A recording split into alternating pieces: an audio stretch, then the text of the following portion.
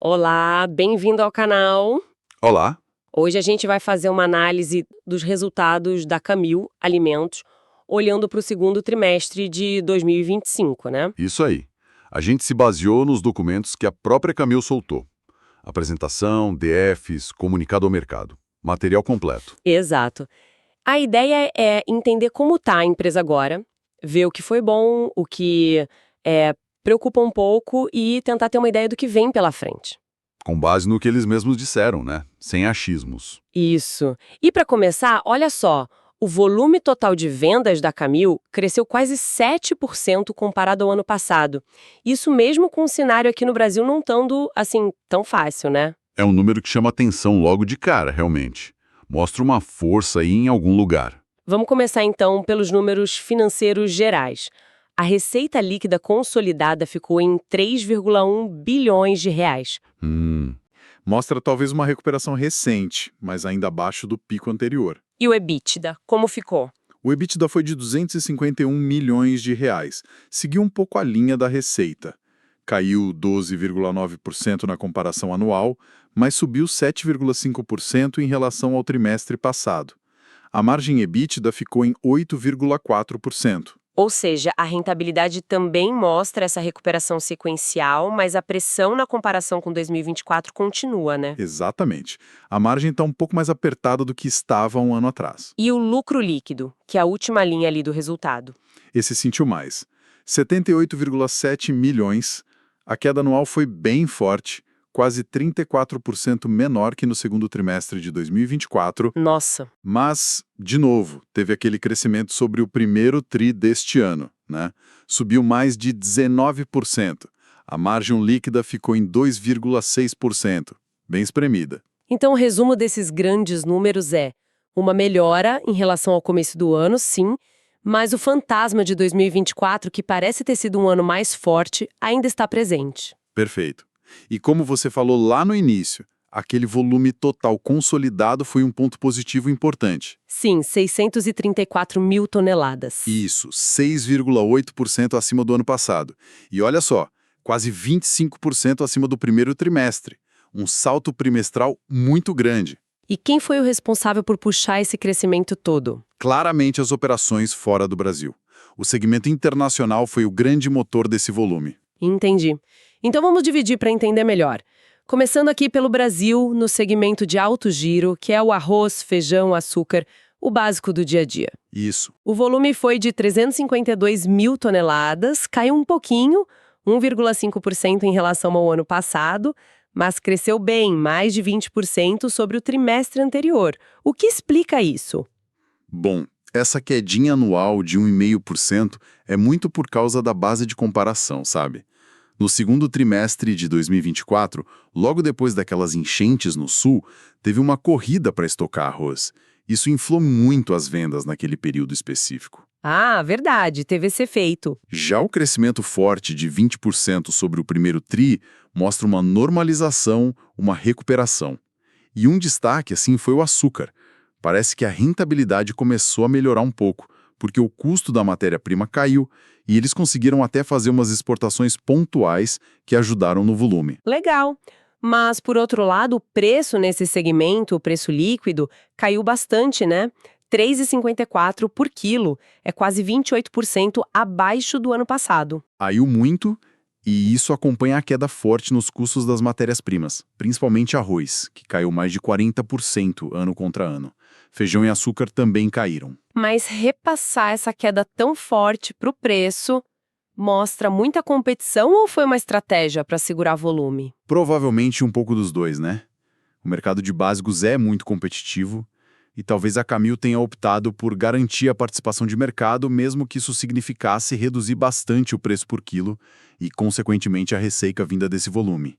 Ajuda a margem bruta, por um lado, custo cai mais, mas pressiona a receita total. Entendi. Então, no alto giro, pontos positivos são a recuperação de volume no trimestre e a melhora no açúcar.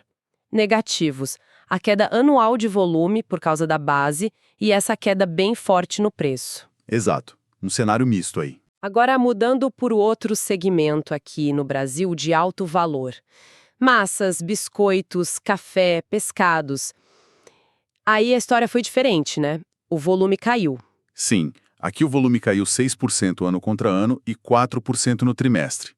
Foram 45 mil toneladas. O volume sentiu mais. Mas, em compensação, o preço subiu, e subiu bem. Subiu bem.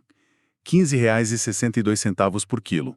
Quase 20% acima do ano passado e 12% acima do trimestre anterior. E por que essa alta tão forte no preço? Basicamente, repasse de custos de matérias-primas que continuaram pressionadas. Trigo, por exemplo. E principalmente o café. O preço da saca subiu 40% na comparação anual. Mesmo que tenha caído um pouquinho no trimestre, a pressão anual foi muito grande e eles repassaram. Faz sentido. E dentro dessa categoria, teve algum produto que se destacou mais positiva ou negativamente? Teve pescados, a marca Coqueiro, teve uma queda de volume, mas já era esperada. É sazonal, o forte é a quaresma no primeiro tri. O importante é que a rentabilidade ficou boa. Ah, ok. Massas com Santa Amália e biscoitos com Mabel, eles estão trabalhando para ganhar espaço, revitalizar as marcas, são apostas de crescimento. Agora, quem foi bem mesmo foi o café União. Conseguiu recuperar volume. Ah, que bom! E tomou? Parece que muito por causa das inovações, sabe? Principalmente as cápsulas União Expresso. Entraram num segmento de maior valor e isso ajudou a puxar o volume para cima de novo. Interessante. Então, no alto valor, preços altos ajudando a receita, café recuperando com inovação, isso é ótimo. Mas a queda geral de volume e a questão da sazonalidade em pescados são pontos de atenção. Exatamente. Conseguir preço é bom, mas não pode perder muito volume no caminho, né? É outro equilíbrio delicado. Agora, vamos viajar. Segmento internacional. Uruguai, Chile, Peru, Equador. Esse foi o que puxou aquele volume todo lá do começo. Esse brilhou no volume. 237 mil toneladas. Um salto de 26% ano contra ano e incríveis 41% sobre o trimestre anterior. Foi um desempenho muito forte. Uau! E quem foi o carro-chefe disso tudo? Foi o Uruguai, principalmente. Eles tiveram uma safra de arroz muito boa e aproveitaram para exportar bastante. O Chile também contribuiu positivamente para o volume. A estratégia foi clara: vamos vender, vamos aproveitar essa janela da safra uruguaia. Mas geralmente quando se foca tanto em volume assim, o preço acaba caindo, né? Aconteceu, exatamente isso. O preço líquido internacional foi para R$ 13,68 por quilo. Deu uma queda de quase 20% em relação ao ano passado.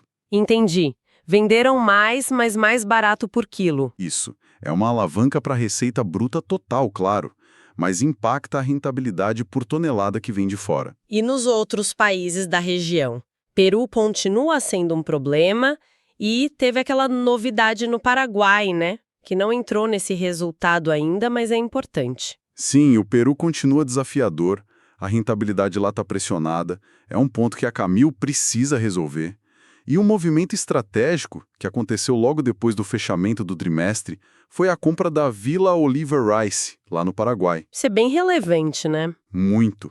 É a entrada no mercado paraguaio de arroz, isso diversifica a origem da matéria-prima, pode trazer mais competitividade, é um passo importante para a plataforma deles na América Latina. Ótimo. Então, no internacional, volume bombando, puxado pelo Uruguai e expansão estratégica para o Paraguai são os pontos altos. O lado negativo é essa queda no preço e a situação ainda difícil no Peru. Exato. E agora, olhando para as finanças de forma mais geral, a gente vê como tudo isso se encaixa. O custo dos produtos vendidos, o CPV total, caiu 10% ano a ano. Ajudado pela queda da matéria-prima no Brasil, imagino. Principalmente. No Brasil, o CPV caiu quase 15%, mas no internacional o custo subiu 2,5%, por causa do maior volume, né?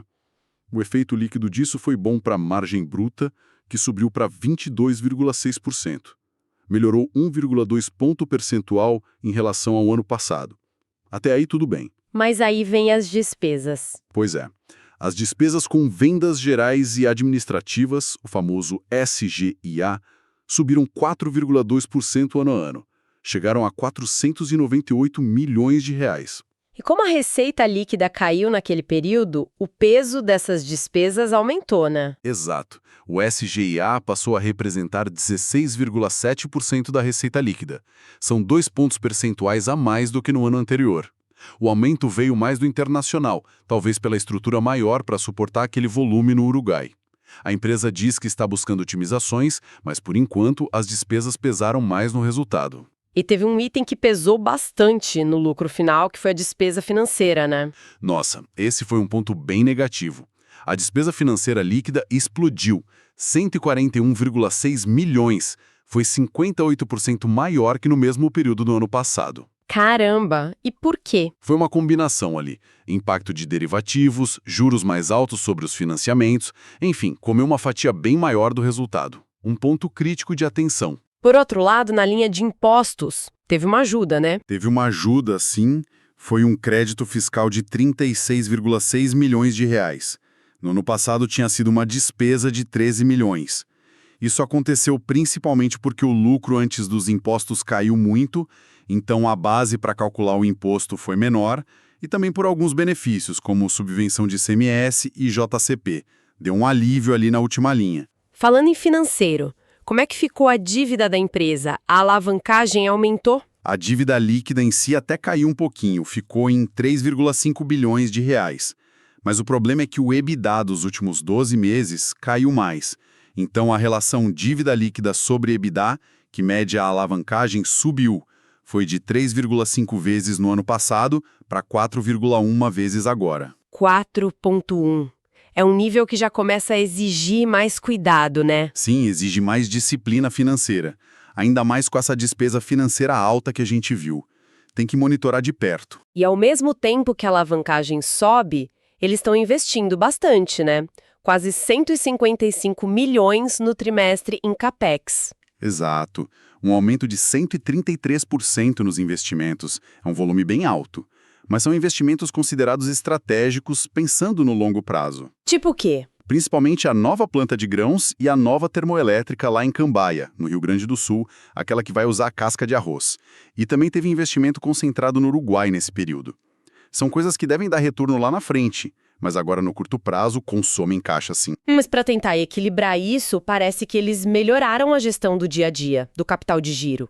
Melhoraram e bem. O capital de giro caiu 21% ano a ano, e o ciclo de caixa, que é o tempo que o dinheiro fica empatado ali na operação, reduziu bastante. Foi de 107 dias para 85 dias. Nossa, uma bela redução. Sim. Mostra que eles estão sendo mais eficientes para gerenciar estoque, para receber dos clientes e para negociar prazo com o fornecedor. Isso ajuda a liberar caixa para a operação e para os investimentos. Interessante essa combinação, investindo forte no futuro, mas sendo bem rigoroso na gestão do caixa do presente. Além dos números, a Camil também falou bastante de ASG e outras iniciativas, né? Falou. E algumas coisas se conectam. Aquela termoelétrica de Cambaí, por exemplo, é um projeto de economia circular, energia limpa, reforço pilar ambiental. Eles publicaram o relatório de sustentabilidade, continuam no ISE da B3, mostram um compromisso contínuo com essa agenda. E na parte social e de governança? Continuaram com os programas sociais, tipo o Grãos da Base e o Doce Futuro, que capacitam pequenos empreendedores. Na governança, soltaram o Informe Brasileiro, receberam prêmios da Época Negócios, do Institutional Investor. São reconhecimentos que o mercado olha, né? E as marcas também estavam na ativa, né? Vi campanha da Camil com o Tiaguinho, união com as cápsulas, Coqueiro, Santa Malha, Mabel. Sim, um esforço grande de marketing para manter as marcas fortes, especialmente aquelas do segmento de alto valor. É importante para tentar sustentar os preços mais altos que eles conseguiram praticar ali. Bom, depois de toda essa conversa, se a gente fosse fazer um balanço rápido do segundo trimestre da Camil, o que ficou de mais positivo? Olha, eu destacaria. Primeiro, o crescimento forte do volume total, puxado pelo internacional. Segundo, a melhora na receita e no EBITDA quando a gente compara com o primeiro trimestre, mostra uma recuperação. Terceiro, a capacidade de subir preço no alto valor aqui no Brasil. Quarto, a melhora mesmo que gradual na rentabilidade do açúcar. Quinto, a gestão mais eficiente do capital de giro. Sexto, o passo estratégico com a compra no Paraguai, pensando no futuro. E sétimo, os avanços em ESG.